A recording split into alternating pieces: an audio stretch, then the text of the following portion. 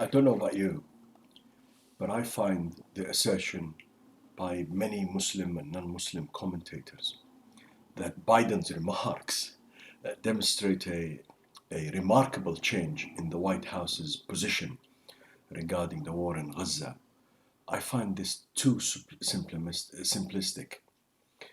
It lacks depth and depth of thinking. And there is an emotional and very much humanistic reading of Biden's remarks, which was given at an election event in Washington, in which he said that the usurping government was losing global support due to its indiscriminate bombing in Gaza. However, I, as a Muslim, and I hope all of you as well, we need and we must be alert, we must be aware, and we must be discerning.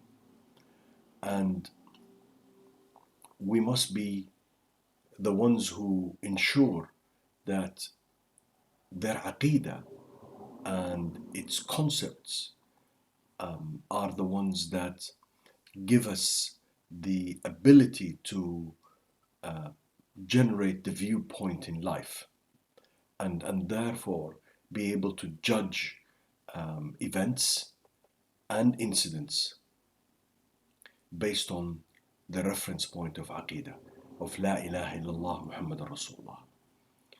And also, our aqidah should restrain our inclinations to our instincts and inflamed emotions.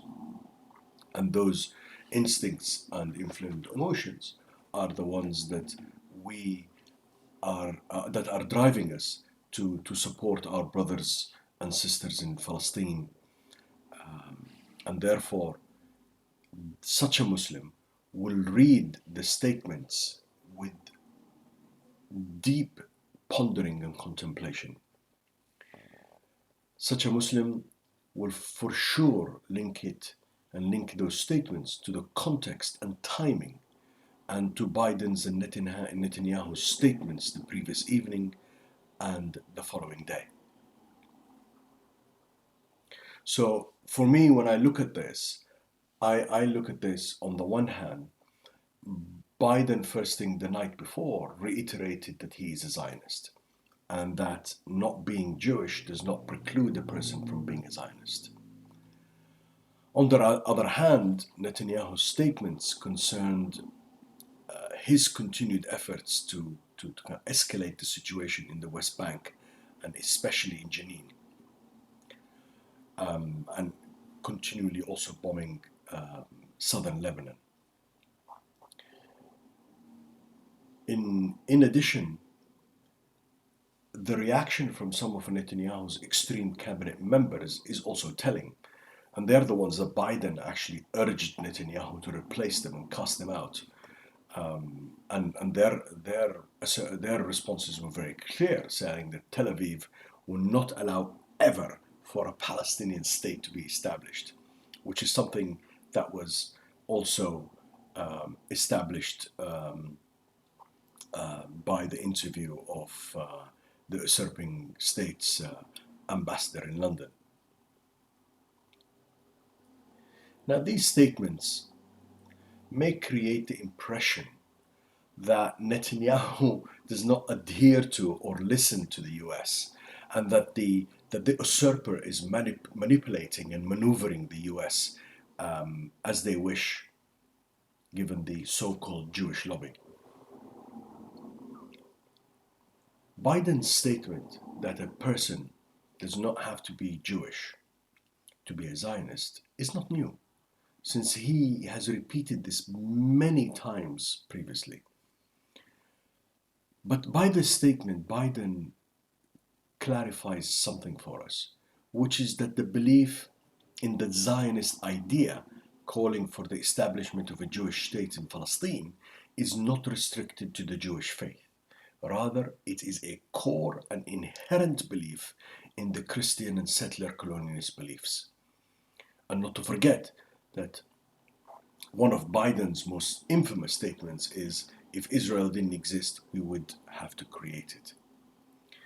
So this statement literally confirms that this usurping entity is a colonialist agent entity. Its existence is a colonialist military and geopolitical imperative. So when we consider all of those statements, we can actually see very clearly two parallel lines. And those two parallel lines are exactly the difference in understanding of strategy from tactics.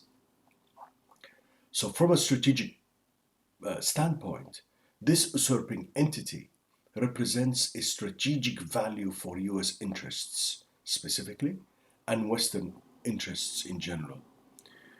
And this necessitates absolute support, since this entity is a prerogative Western colonialist project, and the defense of this entity, by implication, is the defense of US interests that are exhibited and fulfilled and delivered by this project, the usurping entity.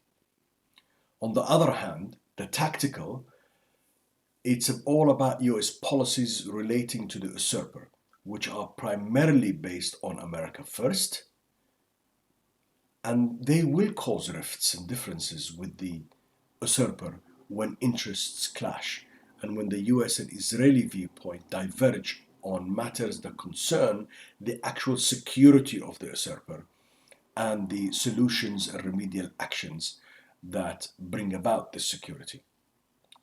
For example, Netanyahu and the Zionist religious right believe vehemently, ideologically, in a single Jewish state, the expulsion of Palestinians, or at least most of them, with the remaining subjects of the usurping state, like the 1948 Palestinians, and also the inhabitants of the West Bank, that they don't oppose that something like the Palestinian Authority manages their affairs while the usurping entity imposes its dominion over the land. On the other hand, from a tactical standpoint, the US sees that the deformed two-state solution as the only route that guarantees the security of the usurping entity and remedies the Palestinian issue at the same time. So, from this perspective, we can understand the differences between the US and the usurper. To shed some further light on this, we have to consider Netanyahu. He is leveraging what is under his control, namely the extreme right wing, to protect himself personally from political failure and oblivion, and thus he will not reconstitute the government as Biden demands. Because Netanyahu, as a politician, an ideological politician, recognizes America's intentions, as he did regarding the temporary ceasefire, and thus kept on breaking it so as to allay America's plans to build a cessation of war on the temporary extendable ceasefire. He also recognizes that America is attempting to stop his escalation in the West Bank. And therefore, Netanyahu has no other end game but to prolong and expand the war and to transfer the attention from his failures and significant losses in Gaza to the weaker part, which is the West Bank, as he's got the Palestinian Authority under his control.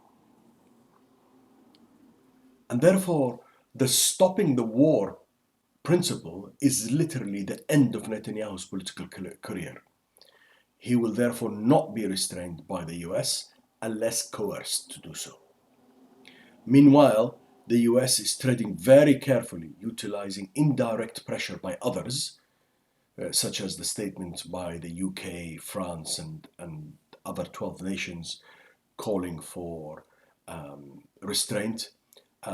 Also, South Africa and Brazil and Australia and others putting pressure, allowing the UN General Assembly to vote, all of those aspects.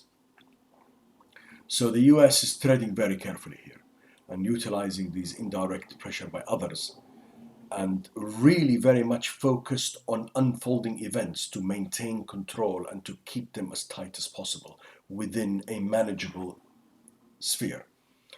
They are aware that Netanyahu could expand and escalate the war in the whole region as a response to its pressure. There is therefore strong and clear support, and there is clear criticism by the US, but there is no contradiction, because this entity is America's project for the area, and it is a project that fulfills its interests and delivers the benefits that America sees, the so-called dividend that Netanyahu has mentioned, such as the $100+ billion of weapons that are being acquired by the so-called armies of the Muslim treasonous leaders. And this is all because we as Muslims do not have a single entity, a khilafah, and we do not have a leader who will protect us, a leader that Rasulullah has described as a junnah, as a shield from behind which we can be protected and fight. Assalamu alaikum wa rahmatullahi.